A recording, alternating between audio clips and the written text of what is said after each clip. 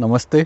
तो एक क्वेश्चन जो अभी काफ़ी सारे स्टूडेंट मेरे से पूछते रहते हैं कमेंट सेक्शन में, वो ये है कि भैया ये पूरा क्लास 11 मतलब ये एक साल तो मेरा पूरा निकल गया और कुछ तैयारी हुआ नहीं आईआईटी जेईई का, तो अब कैसे तैयारी कर सकते हैं। तो आज के इस वीडियो में मैं आपको 5 स्टेप्स बताऊंगा या फिर 5 सजेशन बताऊंगा अपना। और जैसे कि अभी मैं पिछले कुछ वीडियो से कर रहा हूं कि हम लोग साथ में वॉक भी करेंगे, तो वॉक दी टॉक हम लोग करेंगे। तो ये पीछे में जो आप लोग फॉरेस्ट देख रहे हो, ये अभी मैं म्यूनिक में हूँ, तो पीछे में जो ये फॉरेस्ट देख रहे हो आप लोग, तो उसी में हम लोग वॉक करते रहेंगे ताकि मेरा भी वॉकिंग हो जाए और आप लोगों को भी आंसर मिल जाए अपने क्वेश्चंस का। तो सबसे पहला मेरा सजेशन रहेगा, और एक मैंने पेपर में कुछ लिख के रखा है तो इसी को मैं रेफ़र करते रहूँगा। तो पहला मेरा सजेशन ये रहेगा कि पहले इस पे फोकस करो कि आपके पास अभी क्या बचा हुआ है, रादर देन कि focus on what you have rather than focus on what you do not have. तो एक साल का टाइम तो निकल गया, लेकिन अभी आप फोकस कर सकते हो कि आपके पास अभी और एक साल बचा हुआ है, तो उसमें आप क्या कर सकते हो, तो उस पर ज़्यादा फोकस करो रादर देन कि इस पर आप रोते रहो कि एक साल निकल गया अब मैं कुछ नहीं कर सकता हूँ, is it still possible to do it. तो ये सब क्वेश्चन पूछने से ज़्यादा बेटर ये है कि फोकस इस पे रखो कि एक साल टाइम बचा है और उसमें जो है आप मैक्सिमम कितना कर सकते हो। तो एक ऑप्टिमिस्टिक व्यू रखो अपने तैयारी को लेके, रादर देन कि बस रोते रहो और फिर नेगेटिव रीज़न ढूंढते रहो कि इस कारण से ये हो गया वो हो गया। उतना सब चीज़ छोड़ो, एक साल अभी बचा हुआ है, उसको कैसे यूटिलाइज़ करना है उस पर फोकस करो। अब ये नीचे बहुत ज़्यादा मतलब अजीब टाइप का अब ये नीचे बहुत स्लिपरी टाइप का स्नो है, तो इसमें चलना काफ़ी मुश्किल है, लेकिन फिर भी कोशिश करते हैं। तो दूसरा मेरा सजेशन ये रहेगा कि आपका जो सोर्स ऑफ लर्निंग है उसको फिक्स करो। मतलब बहुत सारे बच्चे क्या करते हैं यूट्यूब पे कि 2 वीडियो इस चैनल से देख लिया, 2 वीडियो किसी दूसरे चैनल से जाके देख लिया, तो वो सब मत करो। अगर आप कोई एक पर्टिकुलर सोर्स से लर्न कर रहे हो, जैसे मान लो कि आप जेईई एनलाइट के साथ जुड़े हुए हो, हमारा कोर्स कर रहे हो, तो फिर हमारे ऊपर पूरा अच्छे से उसको कंप्लीट करो। या फिर कोई और यूट्यूब चैनल से आप पढ़ाई कर रहे हो, फ्री में पढ़ाई कर रहे हो, या फिर उनका पेड कोर्स लेके रखे हो, तो फिर उसी को जो है अच्छे से फॉलो करो। मतलब यहाँ पर ये मत करो कि 2 वीडियो आज इधर देख लिया, 2 वीडियो कल दूसरे चैनल पे उधर देख लिया। तो उस केस में क्या होगा कि वो जो बंदा आपको पढ़ा रहा है, तो ना उसका मेहनत जस्टिफाई होगा और आपका भी मेहनत जो है वो वेस्ट जाएगा। तो मेरा सजेशन ये रहेगा कि आपका जो सोर्स ऑफ लर्निंग है उसको फिक्स करो। मतलब कि कौन से टीचर से आप फिजिक्स पढ़ोगे, कौन से टीचर से आप मैथमेटिक्स पढ़ोगे और कौन से टीचर से आप केमिस्ट्री पढ़ोगे, उसको जो है वो फिक्स कर लो। तो अगर हम लोगों से आप पढ़ना चाहते हो, मेरे से मैथमेटिक्स पढ़ना चाहते हो, चेतन मिश्रा से फिजिक्स पढ़ना चाहते हो, तो फिर डिस्क्रिप्शन में कोर्स का लिंक है, वो आप लोग जाके ज्वाइन कर सकते हो।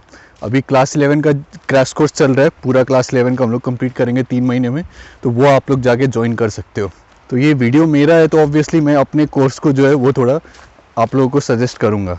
और टीचर जो भी चूज़ कर रहे हो, तो वो चूज़ करते वक्त थोड़ा सा ध्यान देना कि वो टीचर अच्छा टीचर है या नहीं, मतलब कितना क्रेडिबल टीचर है। तो जैसे मेरे बारे में सोचोगे तो हम लोग आईआईटी खड़गपुर से पढ़े हुए हैं, ठीक है। फिर उसके बाद 2-3 साल करीब से मैं इस चैनल पर लगातार वीडियोस अपलोड कर रहा हूँ मैथमेटिक्स का, तो वो सारा वीडियोस आप लोग देख सकते हो कि क्वालिटी क्या है। चेतन सर पिछले 6-7 साल से पढ़ा रहे हैं, तो उनके स्टूडेंट्स ऑलरेडी काफ़ी स्टेट टॉपर्स, जोनल टॉपर्स, ये सब सारे हो चुके हैं। तो जो भी टीचर को आप फॉलो कर रहे हो, तो उसका क्रेडिबिलिटी एक बार देख लो कि कितना क्रेडिबल सोर्स है। अभी नीचे बहुत ज़्यादा स्लिपरी है, तो वो थोड़ा सा जो है ध्यान में रखना।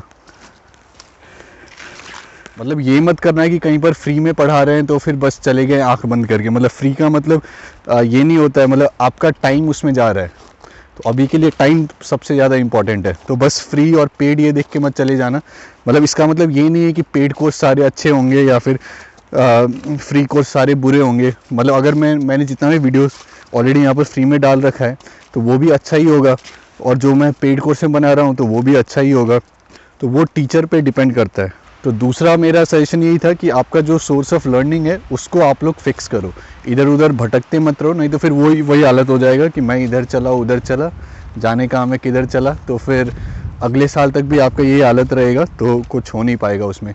तो अपना सोर्स जो है उसको फिक्स करो। फिजिक्स किससे पढ़ोगे, मैथमेटिक्स किससे पढ़ोगे, केमिस्ट्री किससे पढ़ोगे, टीचर अपना फिक्स करो और उन्हीं को जो है अच्छे से फॉलो करो। तीसरा चीज़ अभी मैं ये बोलूँगा कि अभी जाके जो है आप लोग जो ऑफिशियल सिलेबस है जेई मेंस का, जेई एडवांस्ड का, जो उनका ऑफिशियल वेबसाइट है, वहाँ से जाके जो है आप लोग ऑफिशियल सिलेबस जो है उसको डाउनलोड कर सकते हो। कम से कम आपको एक बार पूरा पता रहना चाहिए कि आपको आखिर कवर क्या क्या करना है। तो बस गूगल पर सर्च करो JEE main official website, JEE advanced official website, तो वहाँ से जो है आपको ऑफिशियल सिलेबस मिल जाएगा। तो आपको पता रहेगा एटलीस्ट दिमाग में कि कौन कौन सा चैप्टर आपने कवर कर लिया है, कौन कौन सा चैप्टर आपने कवर नहीं किया है, आपको करना है। फिर चौथा मेरा यही सजेशन रहेगा कि जहाँ से भी आप थ्योरी पढ़ रहे हो, अब प्रैक्टिस आपके ऊपर रहता है। जितना ज़्यादा प्रैक्टिस करोगे उतना और अच्छा होते रहोगे। तो उसमें मैं ये कहूँगा कि at least mathematics point of view से जो बेसिक एक है लेवल, तो उसके लिए आप लोग एनसीईआरटी कर सकते हो, प्लस एनसीईआरटी एग्जाम्पलर कर सकते हो, और फिर जेई लेवल तक के लिए आप जो है सेंगेज को फॉलो कर सकते हो। ठीक है, अब रादर देन कि 50 बुक फॉलो करो, उससे अच्छा है कि एक बुक उठाओ एंड उसको अच्छे से कंप्लीट करो। तो जेई के लिए कर रहे हो तो सेंगेज कर सकते हो। ठीक है, अब इसमें ये फ़र्क नहीं पड़ता कि आप सेंगेज कर रहे हो या फिर अरिहंत कर रहे हो, टीएमएच कर रहे हो, मतलब कोई भी एक को उठाओ और उसको अच्छे से करो। तो मैं यही सजेस्ट करूँगा कि सेंगेज उठाओ, उसको कर सकते हो, या फिर कोई स्टैंडर्ड कोचिंग मटेरियल वगैरह भी अगर कर रहे हो तो उसको कर सकते हो। लेकिन ये मत करना कि सेंगेज भी खरीद के ले आए, अरिहंत भी ले आए और फिर लास्ट में सॉल्व किसी को नहीं किया। तो किसी एक को अच्छे से फॉलो करो एंड उसको अच्छे से कंप्लीट करो। अब फॉर एग्जांपल अगर एचसी वर्मा कर रहे हो तो फिर उसको अच्छे से कंप्लीट करो, रादर देन कि 50 बुक करने से अच्छा है कि एक बुक जो भी कर रहे हो उसको अच्छे से जस्टिफाई करो, उसमें जितने प्रॉब्लम्स दिए उनको अच्छे से प्रैक्टिस करो। पांचवा सजेशन मेरा ये रहेगा कि अगर आप लोग यूट्यूब से पढ़ाई कर रहे हो या फिर कहीं से भी पढ़ाई कर रहे हो तो यूट्यूब पर जो है टाइम वेस्ट करना बंद करो। मतलब किसी का बाप स्ट्रैटेजी वीडियो आ जाएगा, फिर उसको उसमें मिलियंस व्यूज़ आ जाएंगे, तो फिर उसको देख के फिर 50 और बाप स्ट्रैटेजी वीडियोज़ आ जाएगा। तो इतना जो रैंडम वीडियोज़ आते रहता है तो वो सब देखना बंद करो। प्योर जो मैथमेटिक्स वीडियोज़ होते हैं या फिर केमिस्ट्री रहते हैं या फिज़िक्स के वीडियोज़ रहते हैं उनको देखा करो। और अगर मान लो कोई एक एजुकेटर को फॉलो कर रहे हो तो फिर वो अगर बीच बीच में कुछ अलग टाइप के वीडियोस बनाते तो उनको फॉलो कर सकते हो। लेकिन रैंडमली ये मत बस करते रहो कि जितने भी यूट्यूबर्स हैं जो भी वीडियो डाल रहे हैं तो फिर सारा का सारा बैठ के देख रहे हैं मोटिवेशनल स्ट्रैटेजी, तो वो सब मत करो। तो टाइम वेस्ट करना जो है वो बंद करो।